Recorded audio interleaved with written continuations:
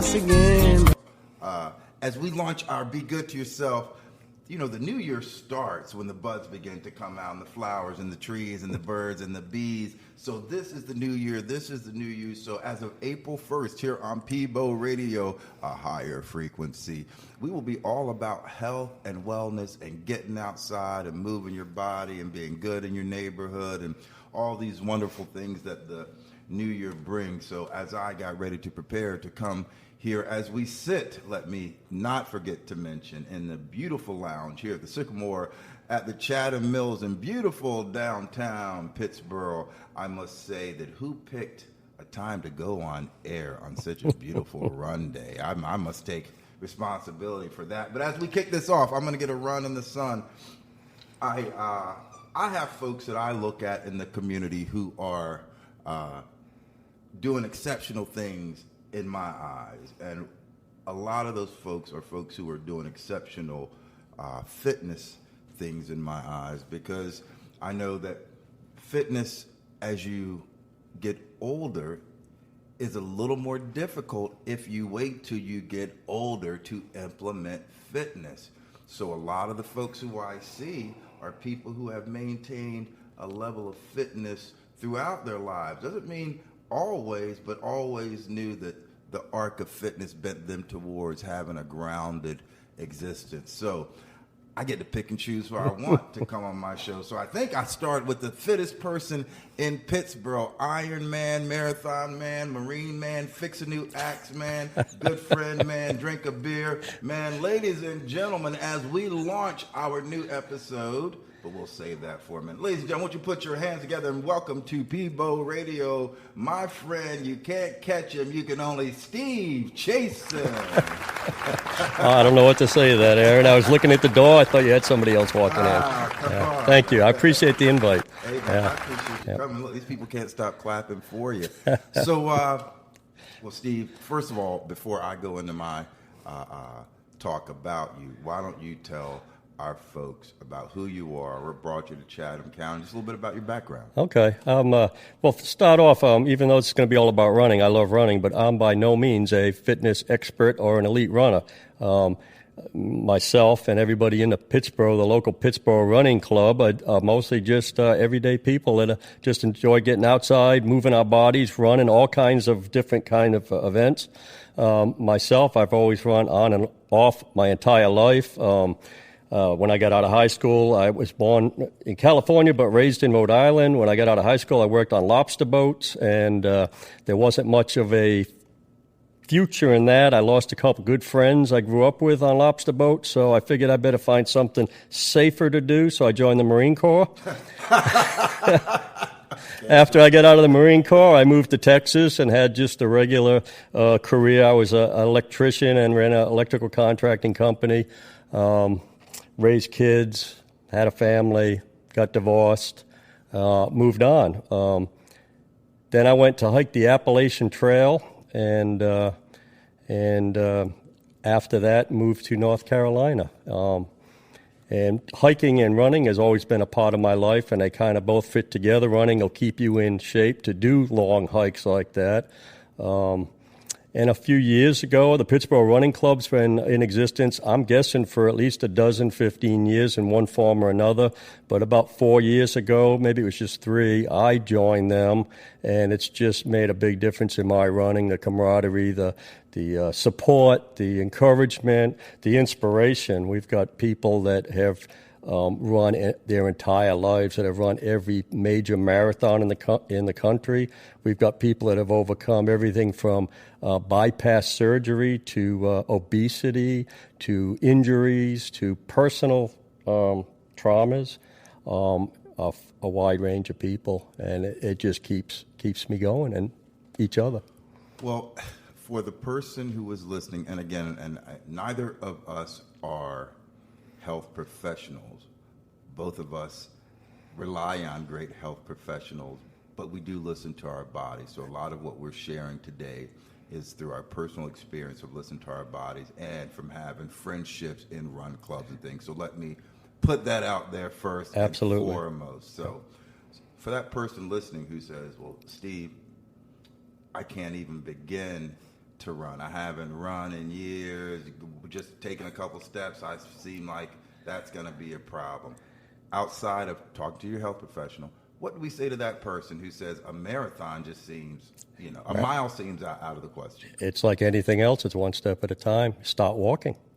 Nothing's better. You burn 100 calories a mile, whether you're running or whether you're walking. Wait, say that again now. This is good information. You burn about 100 calories per mile, whether you're running or whether you're walking. So if you're starting out, we always see people right after the new year, they get some new running shoes and some new gear, and you see them out there just struggling to run. And most of them will give up because it takes a long time to burn. Most of them do it to lose some weight and get in shape, but usually in that order. To lose weight, it takes a tremendous amount of miles to burn off. One pound is like 3,600 calories. So you're talking 30-something miles to burn off 1 pound if nothing else changes. And we started Pivo Radio a few weeks back, and we're going to be weaving all of this in, but we talked to some folks from Green Hill Farms and talking about what it takes to get that home garden going, because to your point, burning calories is tough, but when you're growing your own food also, that helps. So we'll go back to that. So when you get out there to run, is it just so you can be the fittest, strongest, most cut dude in the area? Is that your reason for absolutely, the run? Absolutely not. It's just the opposite. It's just for people that may be listening. I'll be 69 years old in August. My days of trying to look buff and all this other aesthetic and ego-driven things are way behind me. Mostly I run just to be able to keep moving and be self-propelled. And for me, everybody runs for different reasons. For me, mostly, it's just to have fun again, to be like a kid again. I run a lot in just barefoot sandals, sometimes completely barefoot. It's just to have fun. Nothing is more fun than being able to get out and just move your body the way it was designed, the way it evolved to. And we can all do that. Unfortunately, a lot of us live sedentary lives, so if you're starting from square one, just get out and start walking. It may just be a half a mile at first, but it will come if you stay at it.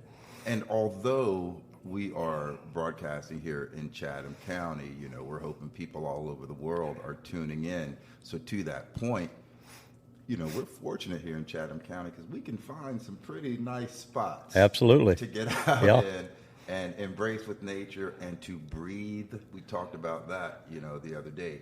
Yep. To simply get out and to say, where is my breath, and to focus on what the breath means when you're exercising. Talk about that, if you would, please. Walking and running is nothing but moving meditation. I don't know anybody that can walk without thinking through all kinds of processes, whether it's problems, whether it's motivation. Running's the same way. Running, you're going to hear your breath a little more because you're going to be, if you're like me, you're going to be out there huffing and puffing, especially up hills. But it's to listen to your breath, listen to your footsteps.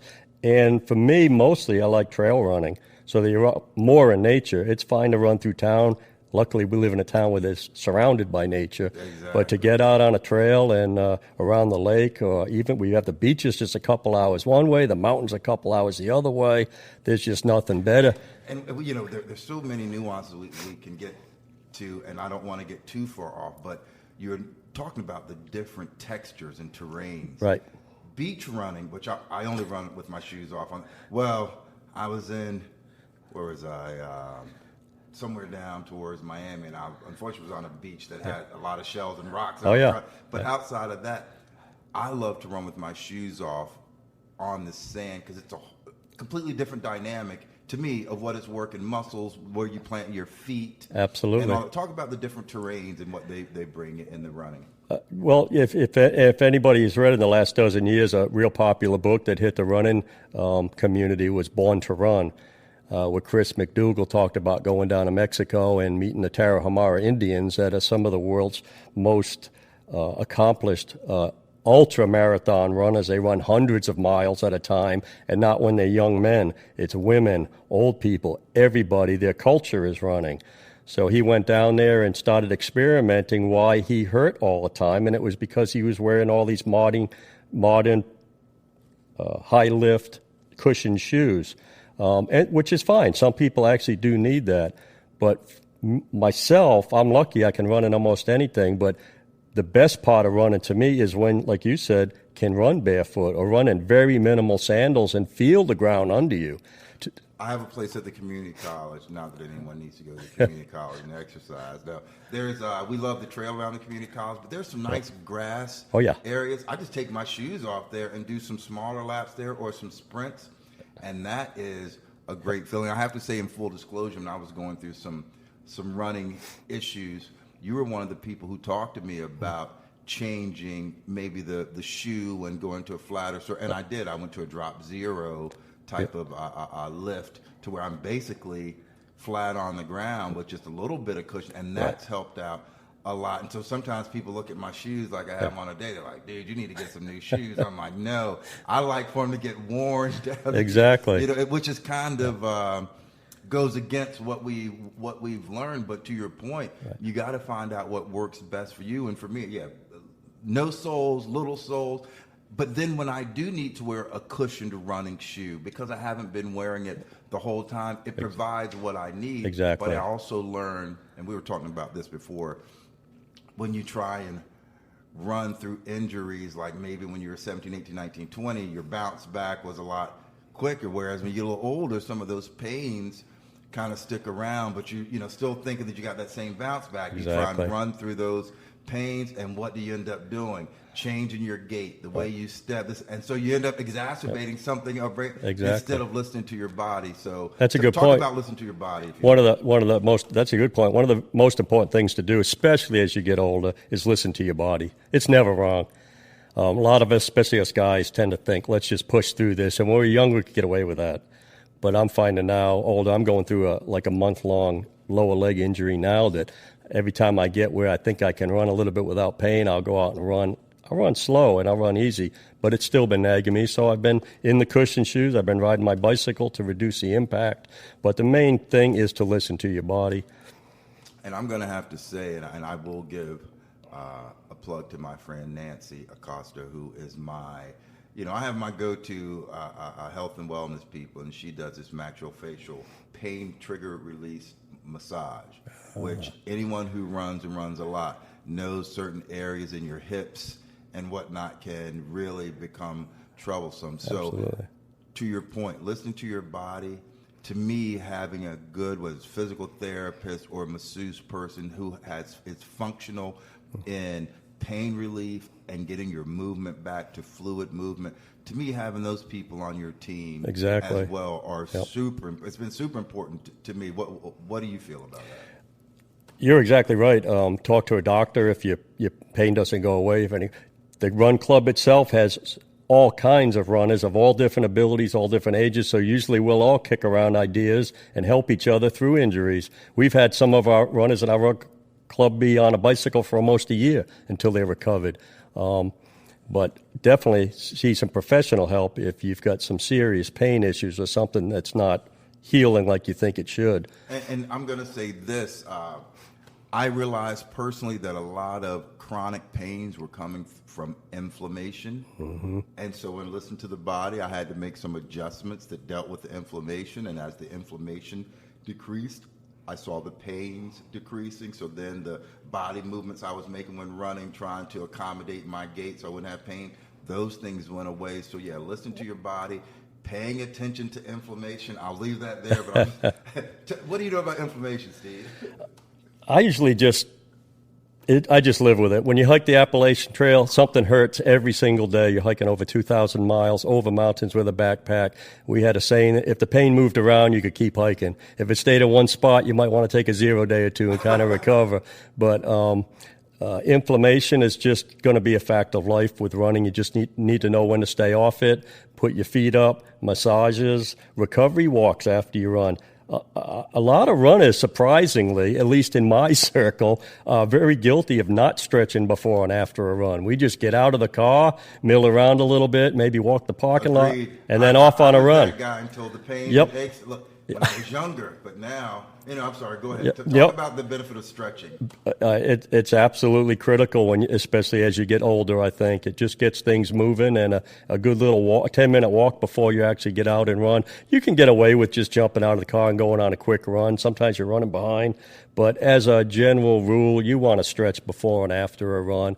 Hydration is very important. Hydration is very important. Even in the winter. Yeah. Hey, so we have a new segment show that we are going to launch, and Steve has been nice enough to not only name the show, but say that he would host the show. So that means he's in charge of bringing the guest on, which is great.